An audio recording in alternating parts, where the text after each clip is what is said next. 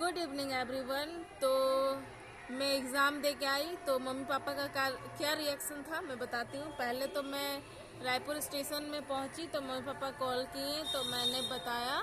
तो उस समय तो वो लोग कुछ नहीं बोले, बस वो कुछ नहीं, मैं झूठ नहीं बोली, मैं सच सच बता दी मैंने कैसे बनाया नहीं बनाया, मैं कहाँ अटक गई, मेरा हाथ कांपा, मेरा धड़कन तेज हो गया, मैंने सारा कुछ बता दिया।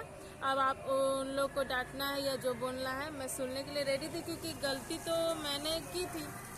इतना प्रैक्टिस करने के बावजूद मेरे से ये गलती हो गया तो मैं क्या ही कर सकती हूँ। तो मैंने बता दिया कि ये गलती हो गया था मेरे से। और वैसे शोर आ रहा होगा तो सॉरी, मेरे को और कोई जगह नहीं मिला तो मैं यहीं पर बैठ के वीडियो बना रही हूँ। तो पापा तो उस समय नहीं बोले, फिर मैं घर आई तो पापा बोलते हैं कि तुम तो नया मदारी नहीं है, तुम तो इतना दिन से एग्ज़ाम दे रही हो, उसके बावजूद तुम्हारा हाथ क्यों काँपा।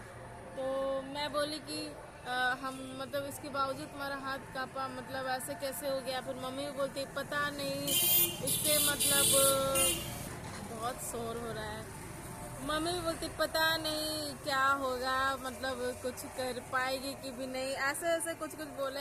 और ठीक है बोलो, मतलब जब से गई तब से पापा भी बार बार, मतलब हमको तो शौक लगा ही। मैं वो ना वो समय को नहीं याद करना चाह रही थी, क्योंकि कल मैं बहुत सोच सोच के ना बहुत मैं पछता रही थी कि मैं इतना प्रैक्टिस की, मैं 100+ मॉक लगा के गई और उसके बावजूद वहाँ पर इतना इजी पजल में मैं अटक गई।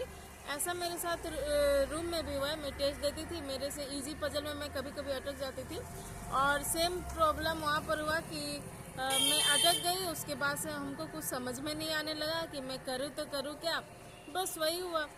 तो मैंने बोल दिया ठीक है, नेक्स्ट एग्ज़ाम है तो हम उस पर फोकस करेंगे। अब जो चला गया चला गया, हो सकता है मेरे नसीब में वो एग्ज़ाम ही नहीं, मेरे नसीब में वो जॉब ही नहीं, इसीलिए तो कोई बात नहीं। तो मतलब मैं अपना ऊपर से मैं अपने आप को बोलो का बात से ये करने का कोशिश कर रही थी कि कोई बात नहीं, नेक्स्ट एग्ज़ाम है उस पर अच्छा से करेंगे, उस पर जा रहे अच्छा से पढ़ेंगे।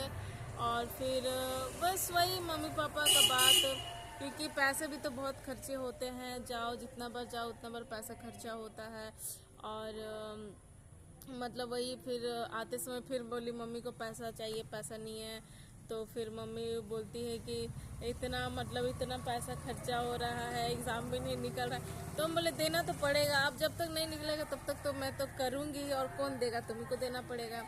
तो फिर बोले हाँ तो देंगे। हम बोले ठीक है, मेरे हाथ पे पैसा रखो, उसके बाद मैं रूम जाऊँगी, क्योंकि हमको भी पैसा का काम है, क्योंकि अभी IBPS PO भी भरना है, रूम रेंट भी देना है।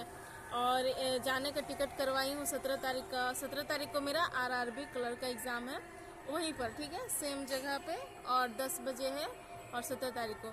तो मैं बोली कि हमको पैसा कम है, पैसा दो, तब अब देना तो पड़ेगा, क्योंकि मैं मेहनत तो देखिए, मेहनत तो मैं बहुत की हूँ, मतलब बोले ना हम 3-4 साल से कर रहे हो, उससे कई गुना मैंने 2-3-4 गुना मैंने इस बार मेहनत करके गया था, लेकिन उसके बावजूद मैं अटक गई।